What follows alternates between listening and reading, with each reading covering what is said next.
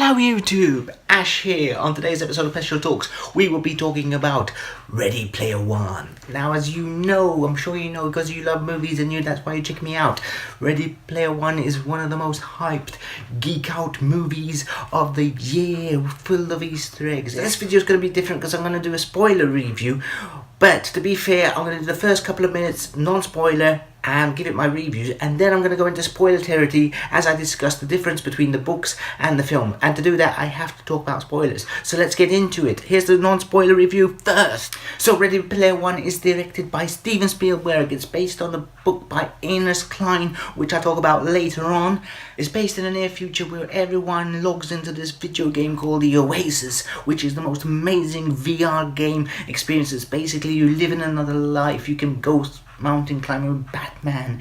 You can go, have sex with famous people. It doesn't mention here, but it mentions in the books, but that's a little bit of spoiler. And you can do lots of different things.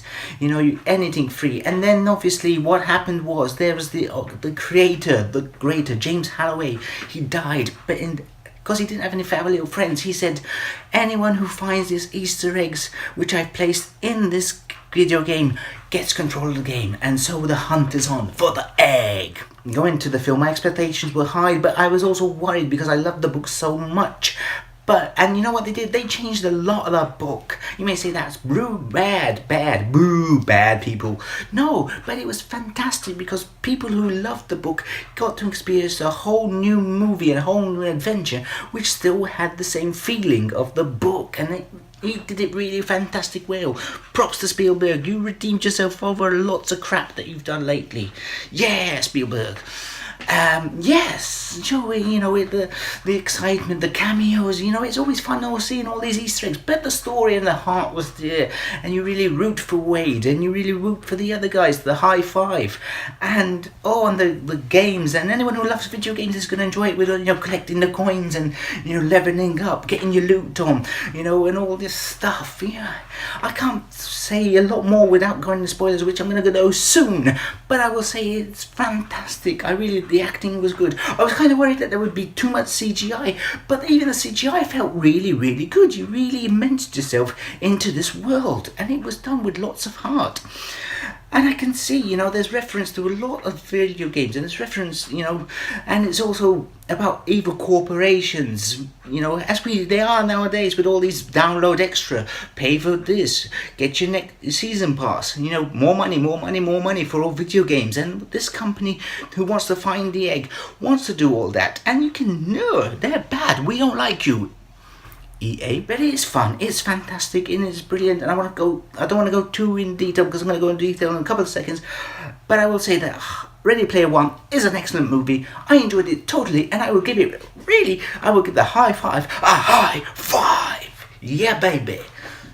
Yeah, that sounded like Austin Powers. Now, guys, I won't be offended if you turn the video off right now because I'm going to go into spoiler territory. So spoilers, as I talked a couple of minutes ago, they changed a lot of the book.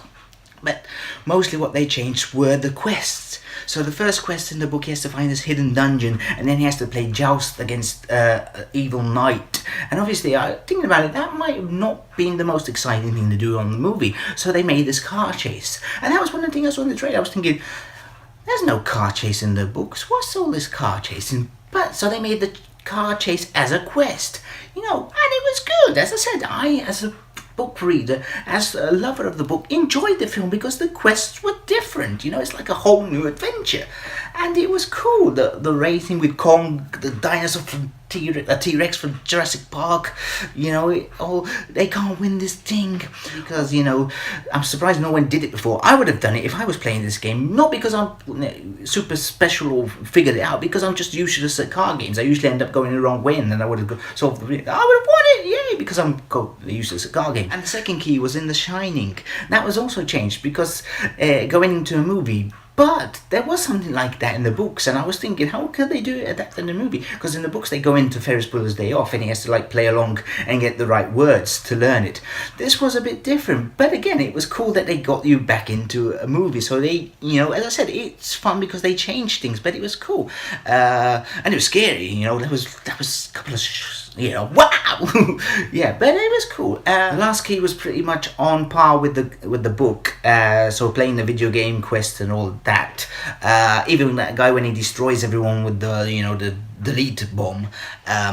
Although the extra life in the video game, he gets that by getting sidetracked and playing, I think it was Pac-Man, a perfect score Pac-Man, and then he got the coin. I've seen a lot of rumors that they tried to get buy rights for all these video game characters and like movie characters and things like that. I am sure Overwatch paid them because Overwatch shows up a lot, traces a lot of places. You even see Overwatch pasted on. That's a full on that is on. They also changed that they die. One of the brothers, I think it was Shoto, dies in the book. Well, here it doesn't die, which is nice, good for him. Yeah, you're still alive. One change I didn't like, it was quite rushed, and that's one of the reasons you don't really buy the romance between the two main characters. In the books, it took around, I think it was a year to find all the 3 keys, and they had gone on dates, they had met each other much more than just a couple of 2 meetings as they did in the film. That's so it didn't really make sense that he fell in love with her. I think I've seen people moaning that it was stupid, you can't fall in love that way. In the book they did, and that's probably why they tried to keep the romance, but they had to rush it. So that's why that doesn't make sense. Thank you, people. You can now thank me for giving you that information. Yeah, I think that's all the major spoilers. As I said, I love the film. I thought it was fantastic. I love all the different cameos. And it's definitely a film you're going to watch more than once to try and catch all the references, all the Easter eggs and all that. Or you could probably just watch a YouTube video which will show you. But I don't want to do that. I want to watch it. I want to catch all these Easter eggs and that. Anyway, that's it. I hope you enjoyed the spoiler and non-spoiler review of Ready Player One. It's an excellent film. Go check it out. Give it the support it needs. And I will see you next time. Bye bye.